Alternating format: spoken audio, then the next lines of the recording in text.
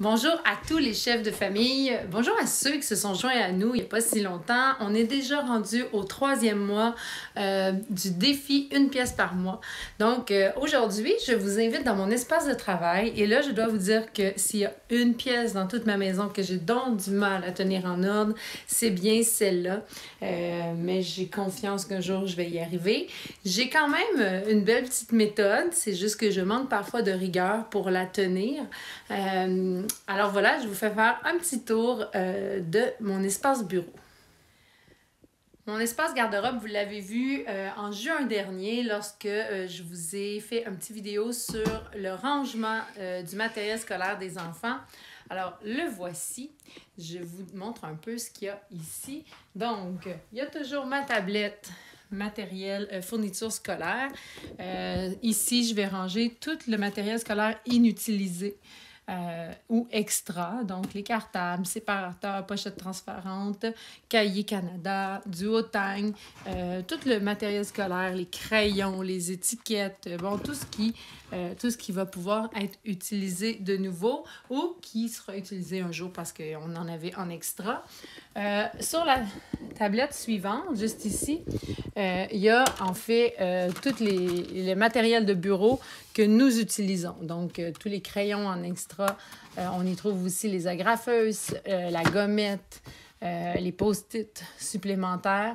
J'ai toujours un petit bac électronique avec toutes les piles. Donc, c'est vraiment ici qu'on cache nos piles et autres bidules électroniques. Non, mais un bac bric-à-brac, là, ça en prend un.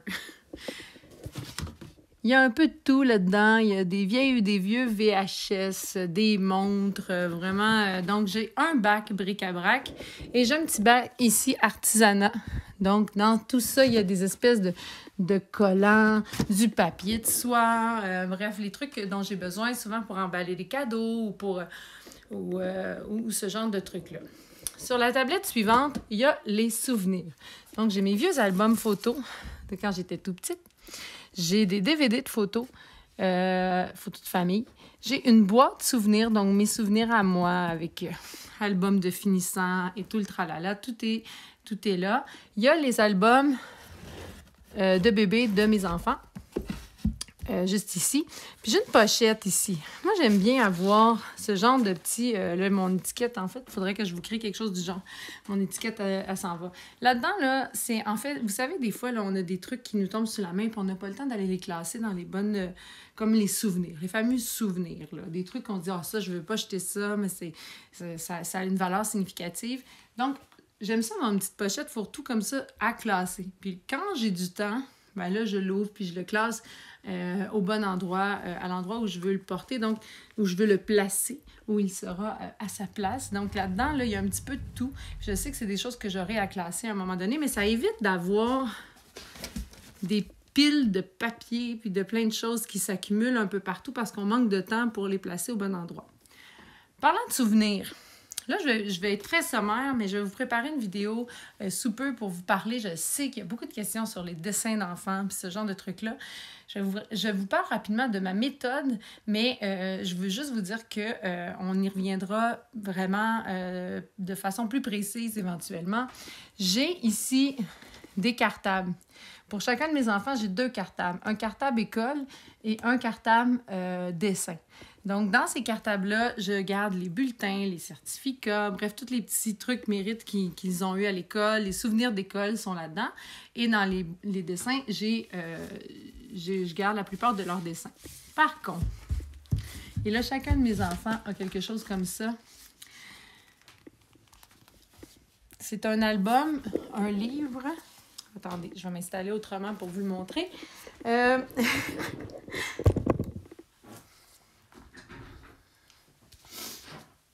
Donc, c'est un livre que j'ai fait faire. C'était Apple à ce moment-là. Je ne sais pas s'ils les font encore. Puis là, d'ailleurs, je suis due pour en faire un pour Simone. Alors, vous allez pouvoir... je vais vous en parler. Mais j'ai vraiment... On a tout imprimé, les dessins dans ce livre-là. Fait que c'est comme un petit livre artistique avec tous les dessins de Laurier de 0 à 5 ans. Et ben voilà, avec une couverture. On leur offre ça à leur fête chaque fois. Il y a même un petit mot sur l'artiste avec une photo de mon petit laurier 5 ans. Donc, une belle façon. Après, je n'ai pas gardé les originaux, vous comprendrez, mais tout est là. Donc, dans un seul livre, j'ai 50 dessins, en tout cas les dessins les plus importants. On s'entend qu'on ne garde pas tout, c'est sûr et certain. Alors voilà, cet album-là va s'en aller éventuellement dans les boîtes souvenirs qu'il y a là. Chaque enfant a sa petite boîte souvenirs et j'y glisse toutes sortes de trucs. Alors, sinon, ben, c'est pas mal ça qu'il y a dans mon armoire ici. C'est pas mal ce qui se trouve là. C'est mon système de classement. Je continue, je vais aller vous montrer d'autres petits coins de moi.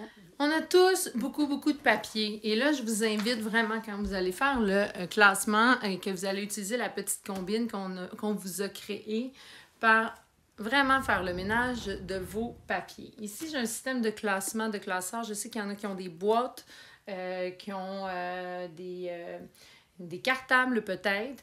Je vous suggère de faire une chose. Et c'est ce que j'ai fait ici. Vous allez voir, chaque onglet, assurance, habitation, transport, magasin de détail, épargne, éducation, ce sont les onglets de votre budget. Et là, c'est super pratique parce que, bon, c'est sûr qu'il n'y a pas juste ça. J'ai rajouté aussi tous les papiers importants, les contrats qu'on signe, parce que quand on vieillit, on signe des contrats, les actes notariés, c'est ça, donc, et tous les documents gouvernementaux. Faites le ménage de vos papiers. Je pense que c'est la chose la plus frustrante dans un bureau, c'est d'avoir des tonnes de papiers. D'ailleurs, pour faciliter la gestion des papiers, j'ai cette petite station-ci. Et ça, vous allez trouver les autocollants Belle Combine. Donc, j'ai un petit bac à payer. Donc, quand je reviens avec le courrier, je sépare ça pas mal là-dedans. Donc, des bacs à payer. Des choses à mettre à l'agenda. Vous savez, des fois, on reçoit des papiers, des rendez-vous pour l'école ou des trucs comme ça. Donc, ça, c'est à mettre à l'agenda ici. Et finalement, je ne sais pas si vous voyez très bien au fond, c'est à classer. Donc, par exemple, si je reçois les papiers des assurances ou des trucs comme ça, je sais que ça doit se rendre dans mon classeur juste ici. Et je fais ça, en fait, j'essaie de vider ces 3 compartiments-là une fois par semaine. Donc, le vendredi, c'est le moment où je vide les papiers. Sinon, ben, j'ai toujours ma section électronique ici. Une chose assez importante aussi à classer et à épurer, tous les fils. Incroyable à quel point on a des fils aujourd'hui. J'en reviens juste pas. Je suis toujours en train d'en ranger. Vraiment épurer ça, tous les fils, les doublons. Sinon, ben, toute ma section électronique est ici. Les livres, bien entendu. Des classeurs pour mon travail, pour les Belles Combines. Matériel postal, parce que oui, c'est encore très pratique. Puis je cache les portefeuilles de mes enfants ici. Ça aussi, c'est quelque chose que je vais vous parler bientôt. Des portefeuilles. Chacun de mes enfants a un portefeuille dans lequel il y a leur permis de conduire un vélo, leur petite carte débit et leurs économies. Je vais pouvoir vous parler de ça très bientôt parce que je suis en train de créer un beau projet par rapport à l'apprentissage de l'économie chez les enfants. Donc voilà, ça fait un petit peu le tour de mon espace de travail. On a la chance aujourd'hui d'avoir d'avoir une technologie et d'avoir beaucoup de choses dans notre ordinateur. Donc, ça allège vraiment. Je me souviens de ma mère qui, elle, avait des tonnes de livres, de cahiers de comptabilité, puis tout ça. Aujourd'hui, nos espaces de travail ont la chance d'être davantage allégés. Ceci dit, de tenir ça épuré au maximum et d'avoir une méthode de rangement, ça va vraiment vous aider à être davantage productif parce que travailler dans un bureau sans dessus-dessous, c'est extrêmement difficile. Alors voilà, je vous souhaite une belle session d'épuration dans votre bureau de travail.